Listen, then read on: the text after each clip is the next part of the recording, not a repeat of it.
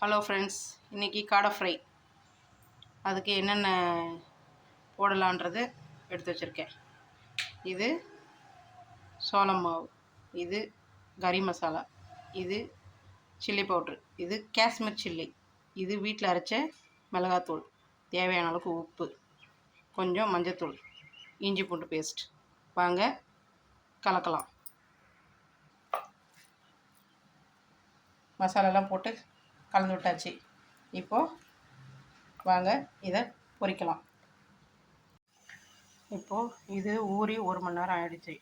இப்போது வாங்க பொரிக்கலாம். எண்ணெய் காயுது.